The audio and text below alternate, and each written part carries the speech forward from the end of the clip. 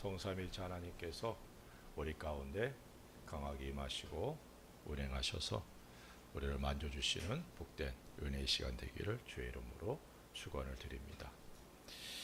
오늘 말씀의 제목은 여리고성 정복이라는 주제로 말씀을 전하기 원합니다.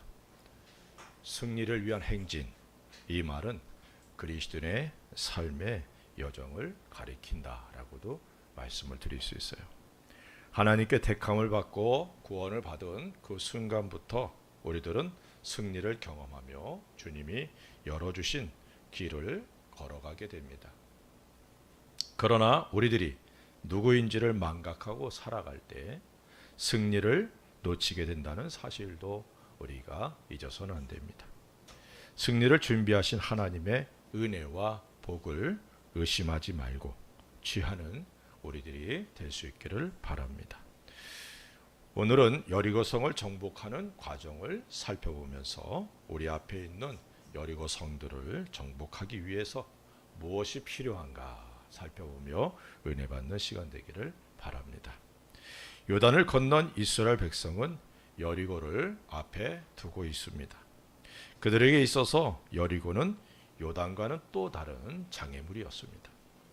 여리고 성은 철옹성이라 불렸기 때문에 함락시키려 한다면 상당한 피해가 예상되는 곳이었습니다. 적의 존재 여부가 요단강과 여리고 성의 큰 차이점이다, 이렇게 말씀을 드릴 수 있죠. 요단강을 건너는 그런 과정에서 하나님의 말씀에 순종하느냐 아니냐의 자신과의 싸움이다, 이렇게 말한다면 여리고성은 자신과 더불어 적을 앞에 둔 상황이었기 때문에 다를 수밖에 없다, 이렇게 말씀을 드릴 수 있어요. 우리가 신앙생활하면서 계속되는 장애물들을 헤쳐나가는 과정을 겪게 됩니다. 개인의 그런 순종의 여부, 아니면 내 앞에 나를 힘들게 하고 나를 적대시하는 그런 대적들, 그들이 여리고성이라 이렇게 말씀을 드릴 수 있고 요단강이라 말씀을 드릴 수 있어요.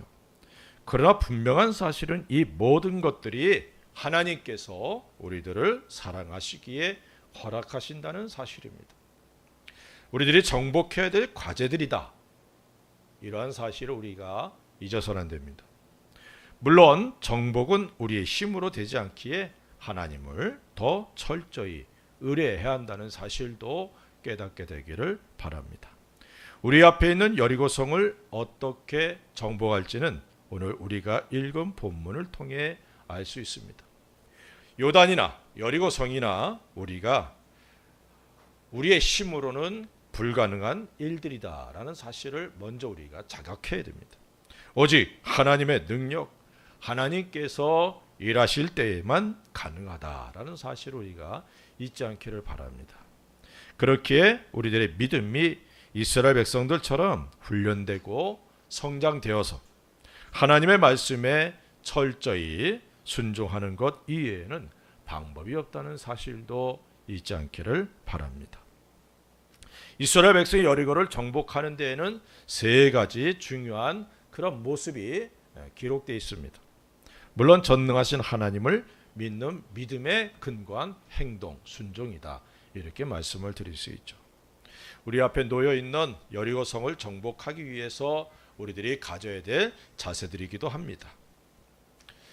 자신의 능력을 의지하는 것이 아니라 전능하신 하나님의 능력을 의지하고 정복하고 승리하는 그런 생애가 될 수 있기를 우리 주 예수 그리스도의 이름으로 축원을 드립니다. 여호수아서 5장 2절에 이렇게 말씀합니다. 그때 여호와께서 여호수아에게 이르시되 너는 부싯돌로 칼을 만들어 이스라엘 자손들에게 다시 할례를 행하라 하시매. 할례를 받았다라고 말씀하고 있어요. 이 할례는 이스라엘 백성들이 하나님과 언약을 맺은 백성들이라는 사실을 의미하는 의식이죠. 이스라엘의 남자라면 누구라도 할례를 받아야 합니다. 이스라엘 백성은 광야 40년 생활 속에 할례를 행하지 않았다라고 말씀하고 있어요.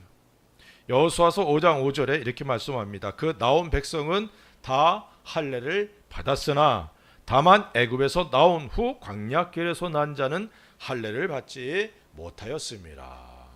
애굽에서 출발할 때 나왔던 사람들은 태어나면서부터 할례를 받았기 때문에 할례를 받았지만 광야에서 난 사람들은 할례를 받지 못한 거예요.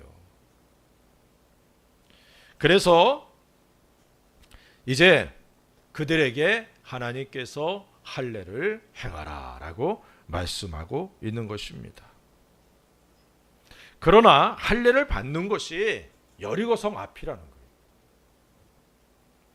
할례를 받은 사람은 상처가 다 낫기까지 활동할 수 없기 때문에 적들이 비록 두려움을 갖고 있다 할지라도 적들 앞에서 할례를 행한다는 것은 아주 무모한 일이죠. 할례를 받음으로 적에게 완전히 자신을 노출시키고 적들의 기습 공격에 대항할 힘을 상실하기 때문입니다. 40년 동안 할례를 행하지 않았기 때문에 할례 받는 사람들이 전부 40대 이하잖아요. 핵심 젊은 층이다 이렇게 말씀을 드릴 수 있죠. 이들이 무방비 상태가 된다면 이스라엘 백성은 대적 앞에서 싸움도 싸우지 못하고 패할 수도 있는 그런 상황이라는 사실입니다. 이런 위험성은 다음의 사건을 통해 알 수 있습니다.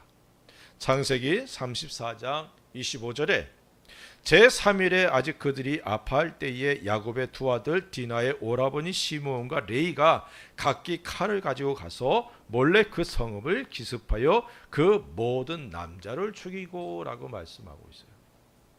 야곱의 딸 디나가 그 땅의 딸들을 보기 위해서 나갔다가 세겜이 디나를 강간하게 됩니다.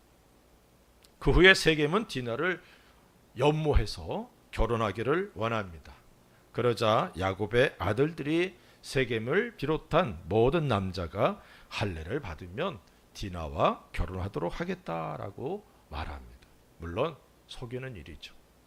할례를 받고 3일 후에 레이와 시몬이 칼로 그 성의 남자들을 다 죽였다라고 기록하고 있어요.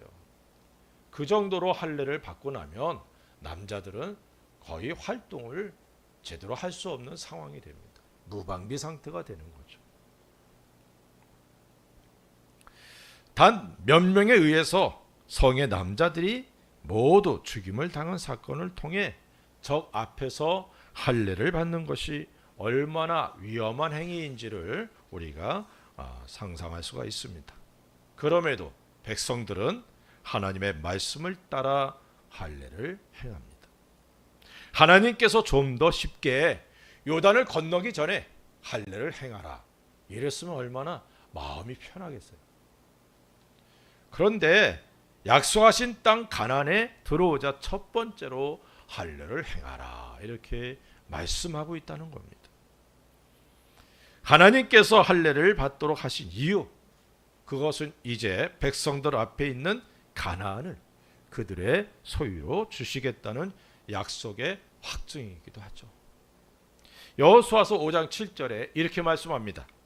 그들의 대를 잇게 하신 이 자손에게 여호수아가 할례를 행하였으니 길에서는 그들에게 할례를 행하지 못하였으므로 할례 없는 자가 되었음이었더라. 할례 없는 자, 다시 말하면 하나님의 백성이라 하지만 하나님과 자신이 피로써 약속을 맺지 못한 그런 상태였다는 것이죠. 그래서 아브라함에게 주신 그 약속을 이 백성들이 받기 위해서는 할례를 받아야 된다는 것이죠.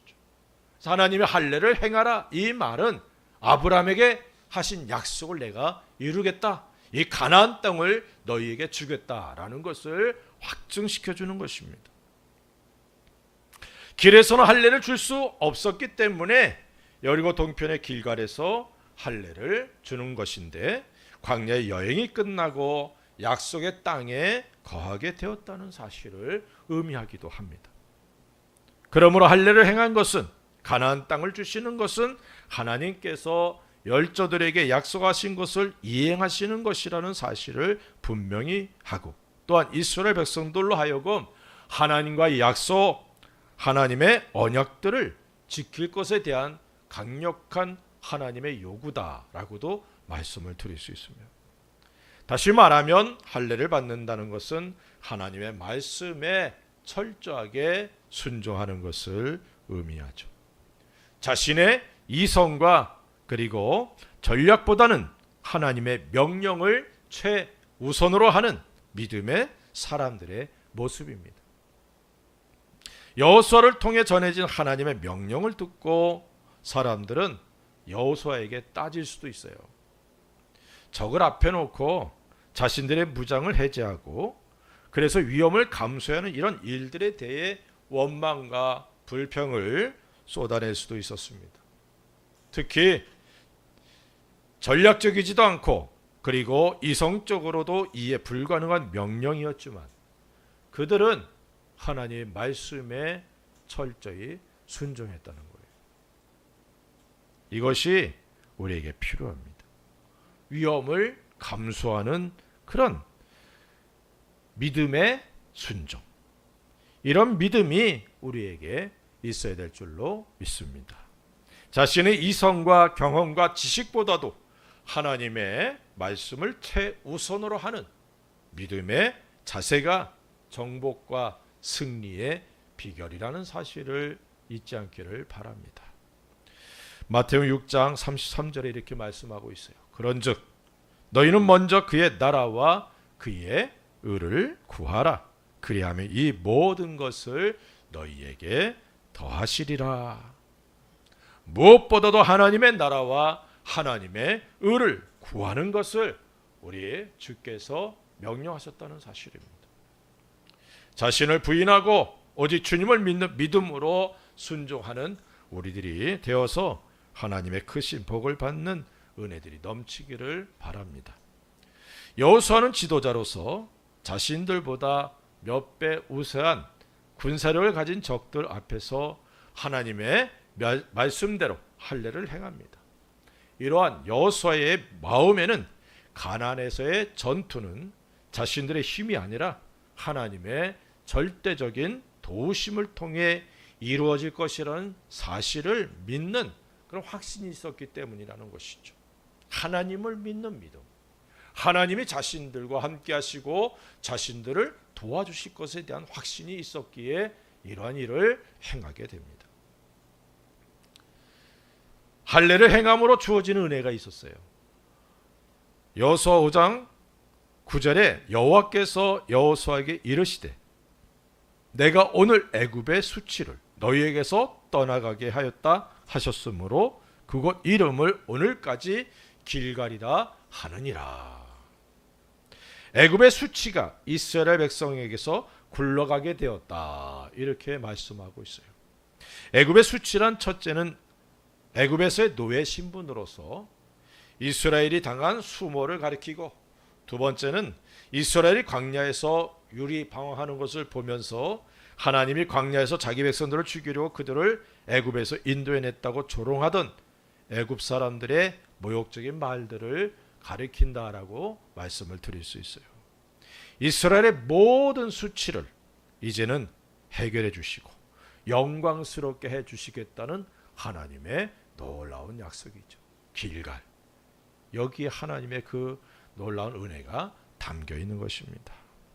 구원을 받은 우리들에게도 성경은 다음과 같이 말씀하고 있습니다.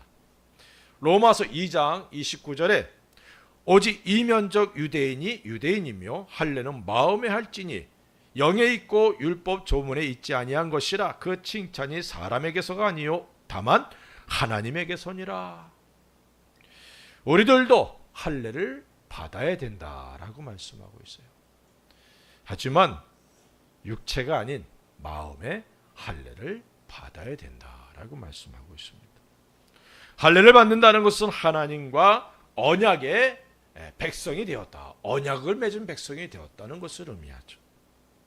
하나님의 언약 그리고 하나님의 말씀에 순종하겠다는 약속이기도 합니다. 마음의 할례를 받고 하나님 말씀에 철저히 순종하는 우리 모두 될 수 있기를, 그래서 길갈의 복이 우리에게 있기를 주의 이름으로 축원을 드립니다. 두 번째로는 여호수아서 5장 15절에 이렇게 말씀합니다. 여호와의 군대 대장이 여호수아에게 이르되 내 발에서 신을 벗으라. 내가 선 곳은 거룩하니라 하니 여호수아가 그대로 행하니라. 두 번째는 신을 벗었다는 거예요. 신을 벗는다는 것은 자신의 권리를 양보하는 것을 의미하고 자신의 권리를 포기하는 것을 의미합니다. 또한 거룩하신 하나님 앞에서 세속적인 모든 것을 벗어버리겠다라는 하나님 앞에서의 약속이라는 사실도 잊지 않기를 바랍니다. 하나님께서 여호수아에게 신을 벗게 한 것은 모세가 하나님 앞에서 자신의 신을 벗고 오직 하나님의 지시하심에 순종하게 하도록 하셨다는 사실을 통해서도 알게 됩니다. 이제부터 여호수아는 여리고를 정복하고 가나안을 정복하는 그 모든 삶의 과정 속에서 자신을 부인하고 오직 하나님만을 의지해야 한다는 사실을 여기서 의미하는 것이죠. 이 사실을 여호수아도 깨달았기에 신을 하나님 앞에 벗었다는 것입니다. 하나님 안에서의 승리, 그것은 자신을 부인하고 포기할 때 일어납니다. 인간적인 지혜나 경험이 앞선다면 승리를 취할 수 없습니다. 이스라엘 백성이 광야에서 훈련받은 것은 자기를 부인하고 온전히 하나님의 인도하심을 의뢰했다는 것이죠. 그리스도인은 나를 구원해 주신 주님의 뜻을 이루기를 원하고 있습니다. 그러기 위해서는 자신을 완전히 포기하지 않으면 안 됩니다. 오직 자신을 통해 예수 그리스도만 존귀함을 얻게 되기를 원해야 된다는 것이죠. 자신의 이익이 앞서서는 안 됩니다. 사도행전 3장 12절에 이렇게 말씀합니다. 베드로가 이것을 보고 백성에게 말하되 이스라엘 사람들아 이 일을 왜 놀랍게 여기느냐? 우리 개인의 권능과 경건으로 이 사람을 걷게 한 것처럼 왜 우리를 주목하느냐? 성전 미문 앞에 앉아 구걸하던 안진뱅이를 예수 그리스도의 이름으로 일으키자 사람들이 베드로와 요한을 잡고 주목합니다. 그러자 베드로가 말하는 것이죠. 항상 앞서기를 좋아하고 그 일을 위해서 제자들이 서로 다투기까지 했었지만 그들 모두가 자신들을 통해 오직 예수 그리스도만이 나타나기를 원하였다는 사실을 알 수 있게 됩니다. 바울과 바나바도 동일한 모습을 보여줍니다. 사도행전 14장 15절에 이르되 여러분이요 어찌하여 이러한 일을 하느냐? 우리도 여러분과 같은 성정을 가진 사람이라 여러분에게 복음을 전하는 것은 이런 헛된 일을 버리고 천지와 바다와 그 가운데 만물을 지으시고 살아계신 하나님께로 돌아오게 함이라. 루스드라에서 나면서부터 안진뱅이 된 사람을 바울이 이제 복음을 전하는데 그 복음을 들으면서 이 사람 마음속에 믿음이 생겨나게 됩니다. 그 모습을 보고 바울이 그를 향하여 큰 소리로 일어나 걸으라 라고 명령을 합니다. 그러자 이 사람이 일어나 뛰며 걸었습니다. 이 사실을 본 사람들이 바울과 바나바를 잡고 하늘에서 내려온 신이라 외치면서 바울과 바나바에게 제사를 드리려고 합니다. 이 모습을 보고 두 사람이 그들을 만류하며 오직 하나님과 예수 그리스도만을 섬길 것을 권하고 많은 사람들이 예수 그리스도를 믿고 구원에 이르도록 합니다.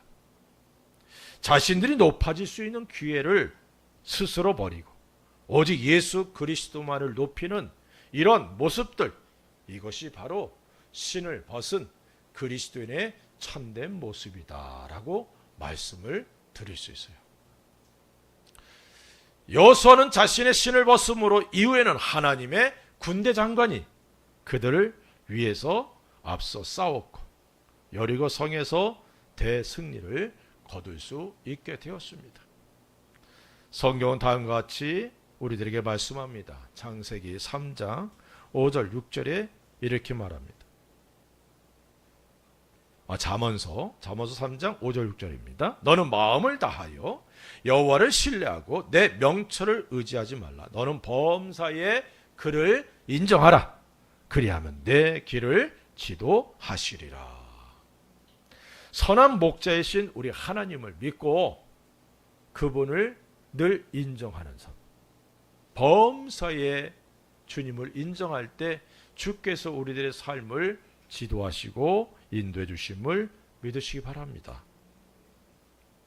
자신의 권리를 하나님께 양도하는 그런 삶을 살아갈 수 있기 바랍니다.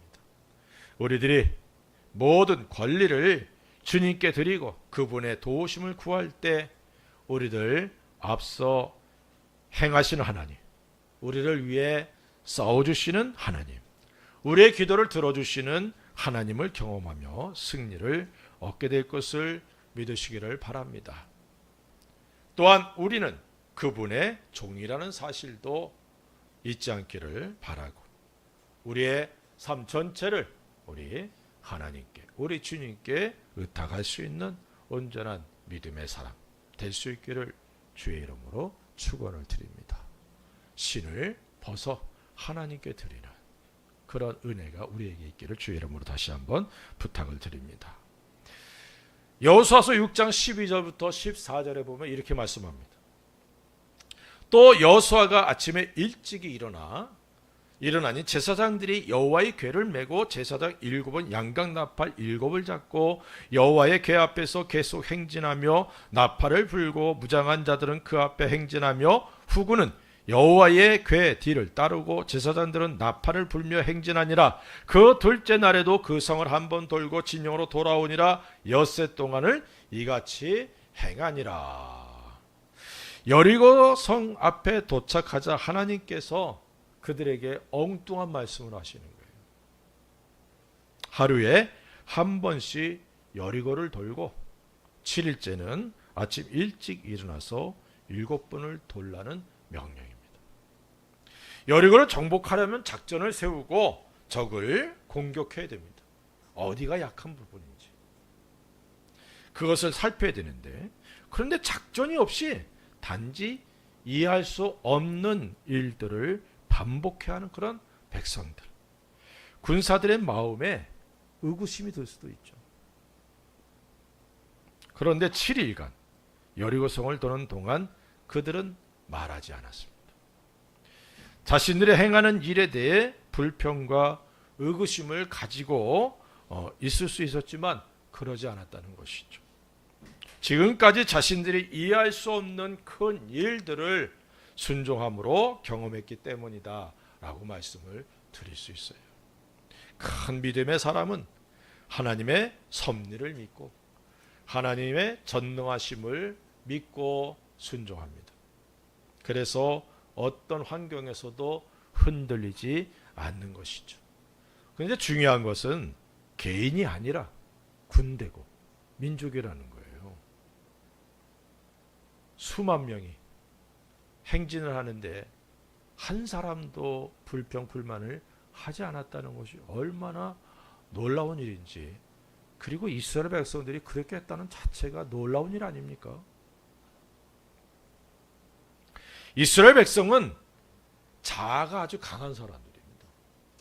자신들 한 사람 한 사람이 하나님께 택함받은 선민이라는 생각이 굉장히 강해요. 그래서 모세에게 하나님께서 직접 나타나셔서 대화하시는 그 모습을 봤음에도 불구하고 고라 자손, 고라와 그 당들이 모세와 아론을 대적하는 걸 보면 그런 모습을 볼 수 있습니다. 그런데 하나님께서 그런 이스라엘 백성들을 아시기 때문에 백성들에게 말하지 말라, 침묵해라, 이렇게 말씀하고 있음을 보게 됩니다. 10절에 이렇게 말씀합니다. 여호수아가 백성에게 명령하여 이르되 너희는 외치지 말며 너희 음성을 들리게 하지 말라. 너희 입에서 아무 말도 내지 말라. 그리하다가 내가 너희에게 명령을 외치라 하는 날에 외칠지니라 하고. 아무 말도 하지 말라는 거죠. 사람들은 자신이 이해되지 않는 일들이 있으면 그것에 대해서 자신의 의견을 말하고 싶어 합니다. 물론 그 영향이 어떻게 전개될지 알지 못하면서 자신의 의견을 말하기를 좋아합니다. 자신이 한 말이 어떤 결과들을 가져올지 모른 채 한 말로 인해서 저주와 복이 임하게 된다는 사실을 잊지 않기를 바랍니다. 여호수아는 이런 사실을 너무나 잘 알고 있었어요. 민수기 14장 8절과 9절에 이렇게 말씀합니다.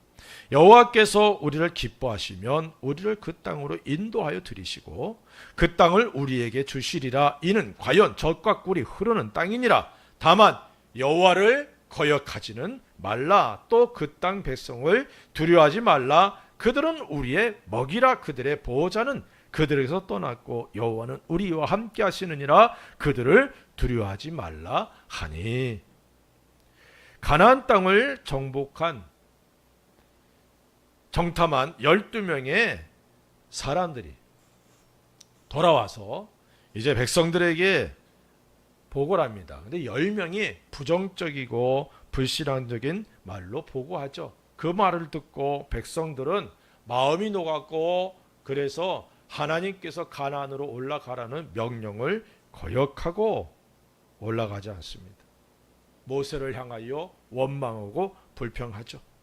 오히려 애굽으로 돌아가자, 아니면 광야에서 죽는 게 낫지 않겠냐. 근데 놀라운 것은 하나님이 그 말들을 다 듣고 계셨다는 거예요. 우리들이 생각 없이 행하는 말들, 분노 가운데 행하는 말들, 불신앙적인 말들, 이런 말들 하나님이 다 듣고 계세요. 그래서 우리가 말을 할 때 참 조심해야 된다. 하나님 앞에서 하나님이 내 말을 듣고 있다는 것. 그래서 이 언어가 얼마나 중요한지 모릅니다. 여호수아 갈렙은 하나님 앞에서 믿음의 언어를 사용하죠. 하나님이 우리와 함께합니다. 하나님이 함께 하시니까 우리가 올라가면 능히 이길 수 있습니다. 저들은 우리 먹입니다. 이렇게 말한 두 사람이 60세 이상 중에서는 그 두 사람만 들어가잖아요. 우리의 언어가 어떠해야 될지 깊이 깨닫는 시간 되기를 주의 이름으로 축원을 드립니다. 그래서 10명은 하나님의 저주를 받아 죽고 말았어요. 분명히 그렇게 말씀합니다. 자신들이 한 말이 어떤 결과를 일으킬지 모르고 말한 거죠. 자신의 느낀 그대로, 감정 그대로 객관화시켰다라고 얘기할 수 있겠지만 거기에는 지금까지 자신들과 함께 하시고 도우시고 먹이시고 보호하셨던 그 하나님을 배제한 그런 언어였다는 사실을 우리가 잊어서는 안 됩니다. 반면에 여호수아 갈렙은 가나안에 들어가는 복을 받았어요. 민수기 14장 37절 38절 이렇게 말합니다. 곧 그 땅에 대하여 악평한 자들은 여호와 앞에서 재앙으로 죽었고 그 땅을 정탐하러 갔던 사람들 중에서 오직 눈의 아들 여호수아와 여분네 아들 갈렙은 생존하니라. 12명 중에 10명이 죽고 두 사람만 생존했어요. 우리들이 사용하는 말은 부정적인 거나 또는 긍정적인 두 가지로 구분할 수 있습니다. 물론 그리스도인으로서 믿음의 말과 불신앙의 말로 구분할 수도 있겠죠. 부정적인 말들은 그 영향력이 무섭습니다. 거친 파도와 같아요. 그래서 대부분의 사람들은 이 파도에 자신도 모르게 휩쓸리고 맙니다. 부화내동 이런 말도 있죠. 선동되는 대로 그냥 선동하는 대로 막 끌려가는, 사실을 확인도 안 하고 말이죠. 얼마나 우리가 돌아보면 야, 어떻게 저런 일들이 일어날 수 있었지? 근데 그 당시는 모르는 거예요. 막 사람들이 선동돼 가지고 부정적인 말을 듣고 마음과 생각이 완전히 뒤집어지는 겁니다.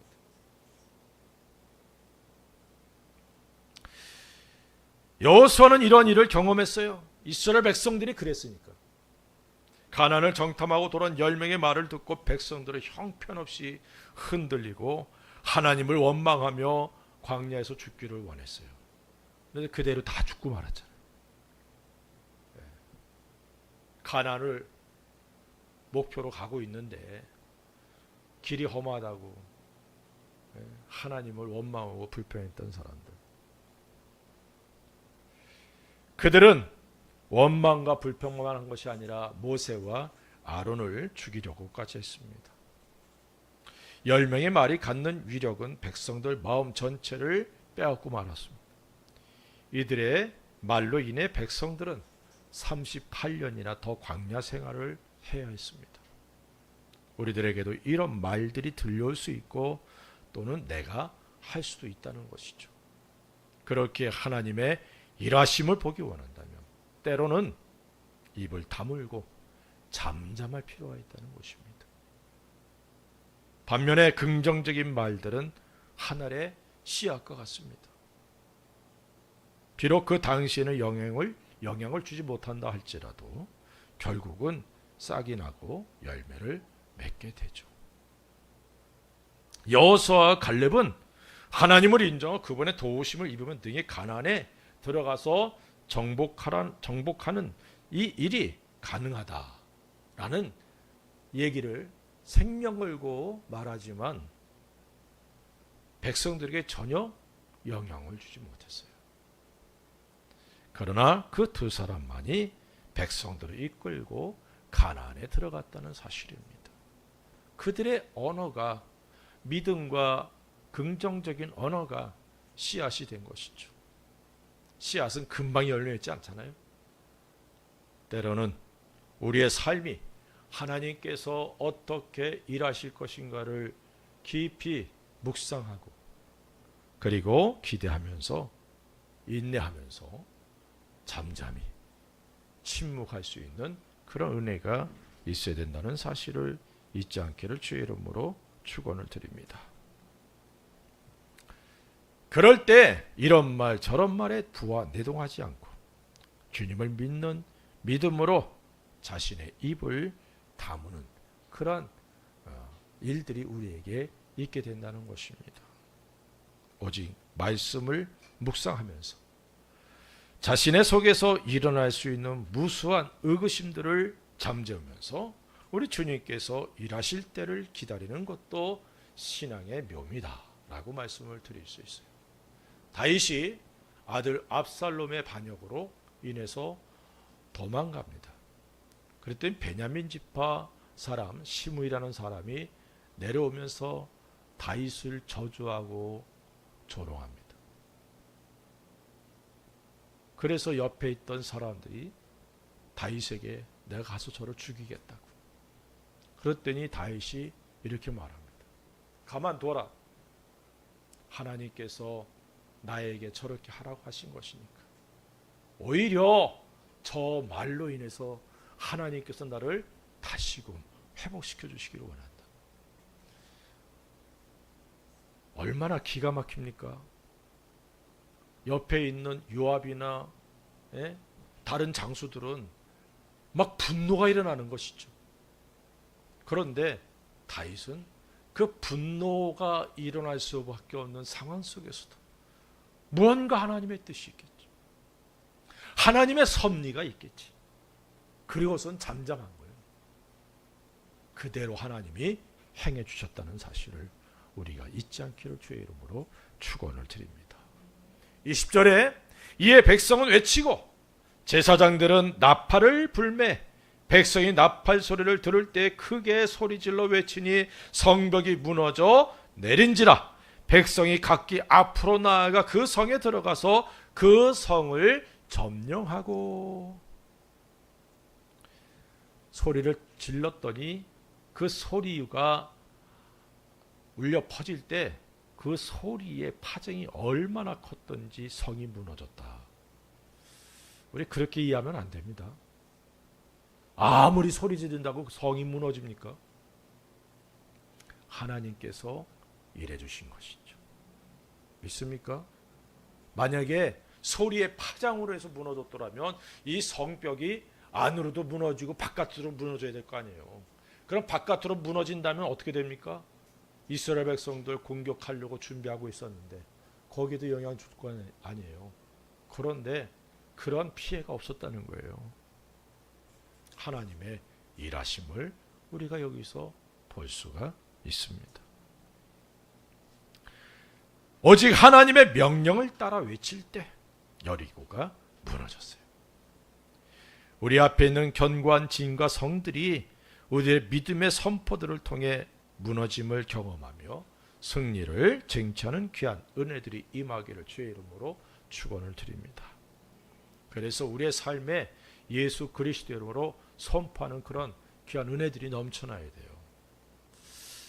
제가 청년 때 이제 전도사로서 청년들을 담당했었는데 예배를 드리는데 이제 그 청년 모임 속에 청년들이 집중이 안 되는 거예요. 그래서 제가 그랬습니다. 전부 일어나라고. 일어나서 전후 좌우 사방을 한 번씩 돌면서 나사렛 예수 그리스도 이름으로 선포하라. 우리의 예배를 방해하는 모든 악한 세력은 나사렛 예수 그리스도 이름으로 떠나갈지어다. 선포하라고 그랬어요. 먼저 앞을, 뒤, 좌우. 그리고서 앉아서 예배를 드리는데 영적 집중력이 굉장히 상승하더라고요. 악한 사단의 세력은 우리 눈에 안 보이잖아요. 하지만 예수 그리스도 이름으로 선포할 때 악한 것들은 두려워 떠는 거예요. 예수 그리스도 이름 권세가 얼마나 큰지 모릅니다. 그 이름으로 우리를 에워싸고 또 에워싸고 에워쌌으며 벌떼처럼 에워싼 모든 대적들을 예수 그리스도 이름으로 끊어버리고 제거하고 소멸시켜버리는 놀라운 역사가 우리의 삶에 있기를 주의 이름으로 축원드립니다. 그래서 이 선포가 중요해요. 안 보이더라도 선포할 수 있는 그런 은혜가 있기를 주의 이름으로 축원을 드립니다. 오늘 여리고성을 정복하는 이스라엘 백성들의 모습을 보면서 세 가지 순종을 살펴봤습니다. 우리들의 마음이 할례를 받고 우리들의 권리를 우리 주님께 양보하고 철저하게 우리 주님의 종으로서 주님의 뜻을 따르는 우리들이 되시기를 바랍니다. 주님 이렇게 고백하지만 우리의 삶은 주님이 아니라 내가 주가 되어 있지 않는지 돌아볼 수 있기 바랍니다. 또한 전능하신 하나님을 믿고 믿음의 말, 주님께서 인정하는 말들을 사용하여 우리 앞에 있는 여리고성을 정복할 수 있기 바랍니다. 때로는 잠잠할 수도 있어야 된다는 거예요. 침묵도 필요하다는 거예요. 내가 말하고 싶어서 막 원망 불평을 말하고 싶은 이 입이 근질근질할 때마다 침묵하세요. 하나님께서 어떻게 일하실지 볼 수 있는 귀한 은혜의 시간들이 있다는 사실을 잊지 않기를 주의 이름으로 축원을 드립니다. 그래서 우리의 삶에 우리 주님께 영광을 돌리는 복된 삶이 될 수 있기를 우리 주 예수 그리스도의 이름으로 간절히 축원합니다. 기도하십시다. 우리 같이 한번 기도하십시다. 주여, 내가 마음의 할례를 받습니다. 하나님과 언약의 백성 되었기에 하나님의 말씀에 내가 철저히 순종하겠습니다. 주여, 내 신을 벗어드립니다. 주여, 나의 권리, 나의 모든 것들을 다 주께 양도하고 내가 포기하고 오직 주님의 영광을 위해서만 내가 달려가길 원합니다. 주여, 때로는 침묵하기도 하고 그리고 선포할 수 있기를 원합니다. 주여, 내게 불신앙적이고 그리고 불평과 원망이 사라지게 하시고 오직 우리 주님이 원하시는 믿음의 언어, 긍정적인 언어를 사용할 수 있는 내가 되게 해달라고. 우리가